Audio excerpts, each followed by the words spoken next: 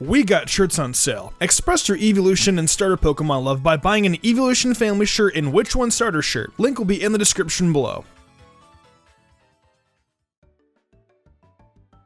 Gary Motherflipping Oak. I have a love and hate relationship with this guy. I love the arrogance he shows sometimes, but other times it becomes a little bit much for me to handle. Gary Oak is the grandson of the well-renowned Pokemon researcher Professor Oak. Almost everyone in the Pokemon universe knows who he is. When you're the grandson of someone that well-known and respected, you're bound to have high expectations. For the most part, Gary did well to fit the standards that were laid out for him. He was a pretty decent Pokemon trainer for someone who traveled to only 2 regions and later then followed into his grandfather's footsteps and becoming a well-respected researcher. He now currently helps Professor Rowan with his research in the Sinnoh region. Along with his journey though, and even now as a researcher, he still captures and trains Pokemon to some degree. With all these Pokemon he has captured, what would make the best team of 6 Pokemon for Gary Oak to use? Seeing all these Pokemon Gary owns gave me the inspiration to build him his own best team. When making this team for Gary Oak, I'll be taking into consideration his favorite Pokemon, battle consistency, team synergy and style, offensive and defensive prowess, and the moves and other important data of the Pokemon. Based on his battling style in previous teams, I said the majority of his teams are pretty well balanced. This means he has a combination of a lot of different Pokemon when it comes to typing consistency, Pokemon speeds, defensives, and offensive power. Gary is also known for researching his opponent's team before he battles them. A lot of the teams he has prepared for in the past have been based upon countering his opponent's teams. If anything, I think Gary would be a great league format battler. Someone put this man in the GBA. With his best team, of course, this kind of goes against Gary's research in terms of being able to come up with a counter team. So let's assume Gary has no idea who his opponent is and the team they will have. Our goal is to prepare the best team possible for him based on all the Pokemon he has captured and the requirements I listed earlier when it came to looking for candidates to be on his team of 6. Now since we know the format and blueprints we'll be using for this team, let's hop right into the team building.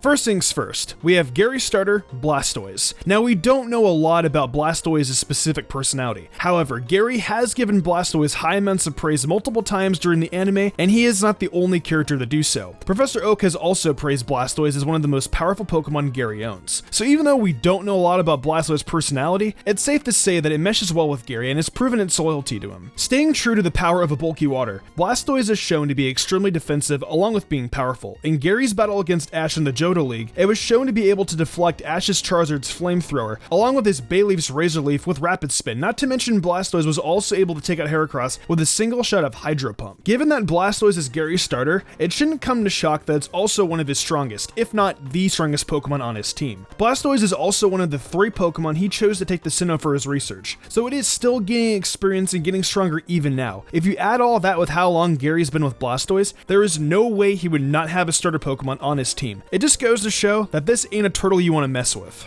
Despite Electivire being one of Gary's newer Pokemon, I do think that the kind of power Electivire possesses is perfect for a Gary best team. We don't really know much about it in terms of how it does in battle, but it pretty much tossed Pikachu around like a ragdoll when they fought before Ash went off the Sinnoh. It's also seen again in the episode titled Ill Will Hunting, where it is seen again helping take out Pokemon Hunter J, and it's also seen destroying her ship. We also have to take into consideration that Electivire has some pretty powerful moves, ranging from Thunder Punch, Thunderbolt, and then Thunder. Out of all of Gary's Pokemon as well, Electivire is one of 3 Pokemon along with Blastoise he chose to bring with him back to Sinnoh. Gary caught Electivire in Sinnoh. He came back to Kanto with it and then went to Sinnoh again. If this is one of the only 3 Pokemon Gary's carrying around with him at this time, they obviously have a very important bond going on, even if it is a newer Pokemon Gary had captured. I'm not saying Gary doesn't have chemistry with his other Pokemon, but if he is choosing Electivire to bring the Sinnoh out of the other over 100 Pokemon he owns, there has to be some kind of special connection going on here. Note that Gary only has 3 Pokemon on his team currently. He could have up to 6, but he chooses to only have 3. He could have dropped Electivire off at Oak's lab, but he chose to keep it with him. I also think that with Electivire's jolly-like personality and Gary's changed personality after Johto, this trainer and Pokemon truly have a fascinating but kind of fun bond at the same time. Now we move on to the 3rd Pokemon on this list, Arcanine. Being affectionately referred to as my honey by Gary in the original Japanese version of the anime, along with receiving a peck on its Pokeball, it's safe to say that Arcanine is another one of Gary's personal favorites. The Fire Canine had quite an impressive first appearance in the episode, The Battle of the Badge, where it took down Giovanni's Kingler in only 3 attacks, despite being at a type disadvantage. Along with being rather powerful, Arcanine is shown to be extremely fast, as shown during the Extreme Pokemon race, where it ended up in 2nd place. I'm sure that if Gary wanted to do some serious competitive battling again, Arcanine would be one of the Pokemon he would bring back onto his team. One more small thing I want to add is that I was super sad when Mewtwo sent it flying back in Pokemon the first movie. I felt bad that it just got knocked to the floor. Mewtwo, however, is a legendary Pokemon, and we do know how powerful it is, so I guess it had it coming?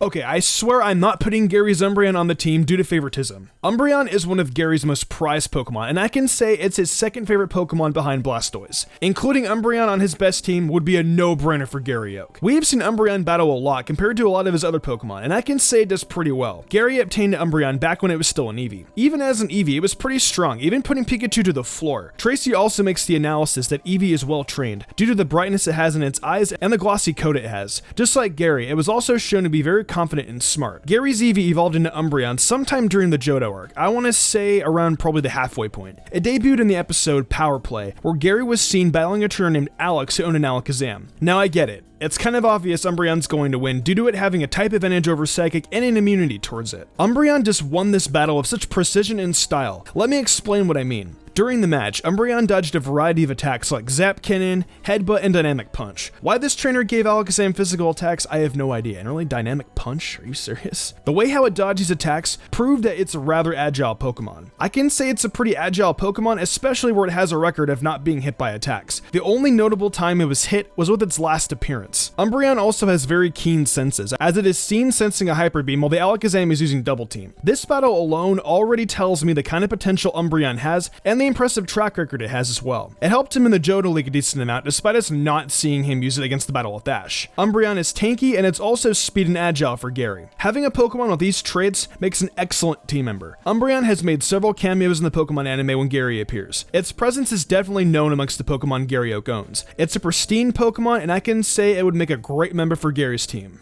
Next on the list, we have Gary Scizor. Now, we've only seen Scizor perform in the Johto League. However, I decided to put Scizor on the list mainly because of its typing of Bug and Steel, which is a typing that has 8 resistances and an immunity to poison. This particular dual typing only has a 4 times weakness to fire, as shown in the anime, where it was only able to be taken down by a flamethrower from Ash's Charizard. Even so, before it was taken down, it managed to defeat both of Ash's tankiest Pokemon, Muck and Snorlax, with ease, thanks to its relative quickness. That alone is quite the feat, given by how strong the two of them are. It also has a pretty decent moveset of Quick Attack, Metal Claw, Swift, and Steel Wing. By anime standards, that is. I'm positive that if we were able to see more of Scizor in battle, we would be able to see its true potential and battle prowess. Before I wrap up this team, I want to throw in some honorable mentions. Gary's Magmar had the potential to be a great team member, but I feel we didn't see Gary use it enough times. It does, however, have moves like Flamethrower and Fire Blast, and those are strong attacks. Not to mention it also jumped on its own Fire Blast and slammed Ash's Heracross with it. That's pretty freaking cool. I just feel that Gary has a stronger bond with his Arcanine, nothing more, nothing less. A second honorable mention we have are all the Pokemon we see Gary have, but we never see them in battle. Before Ash's battle against Gary, we see him researching his team on the Silver Conference page, where we can see Pokemon like Alakazam, Kingdra, Fearow, Pinsir, Houndoom, and Skarmory. We never actually see Gary use these Pokemon, but I can imagine some of these Pokemon are actually very, very strong. Gary has a lot of Pokemon. Who knows what other Pokemon he has? I should also mention Gary has a Dodrio, but I did not see enough of Dodrio to judge how powerful it is, so that's also why it's not included on this team.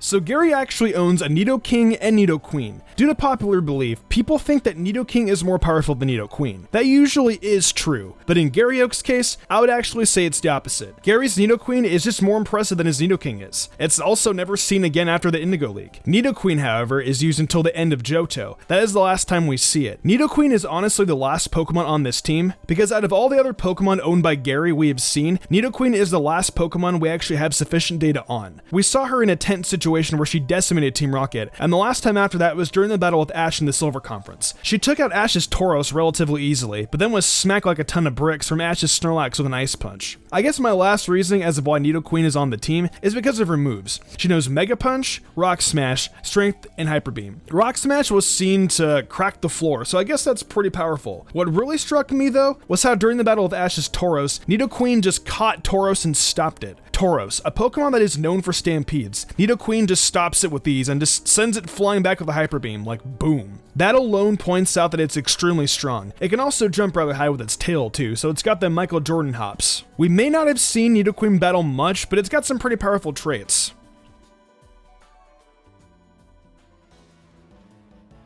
Well, that wraps up in what my opinion is Gary's best team of 6 Pokemon. I believe this team will fit Gary Oak well as it goes well with his battling style, and it consists of a lot of his favorite Pokemon. Just because a Pokemon is powerful, it may not be the best in terms of chemistry it has with its trainer, especially in certain situations. I wish we could have gotten more of Gary's Pokemon revealed to us, that way we could see his counteractive battle style more often. He is such a smart trainer, and I would have loved to see more of the teams he could come up with. What do you guys think though? What other Pokemon do you think he has, and what Pokemon would you put on his best team? Let me know in the comments below. I am also sorry for the lack of best teams as of recent. I haven't had a lot of time to sit down and do full-blown research for this series. Best teams take a lot of time to research, but don't worry, I'll be on spring break soon, so I will have another best team for you shortly in due time. Thank you for being patient. If you enjoyed the video, why not leave a like and subscribe to my channel with notifications on, that way you never miss an upload. If you want to support me further, consider following my Twitch where I stream a lot of Pokemon content and Nintendo content like Pokemon, shiny hunting, Zelda, Fire Emblem, and a whole bunch of other really cool stuff. Want to support me further and gain cool perks? Check out my Patreon. Fly Jubilee, Daniel Leone, Lady Crimson, Pal491, The Lazy Leah, Matthew Young, Awesome Lego, and Jarrett Weiss also did. I want to thank them personally for going above and beyond. It means the world to me. I think I'm gonna wrap this up though. I'm Mystic Umbreon, and I will see you in the future for more awesome Pokemon content.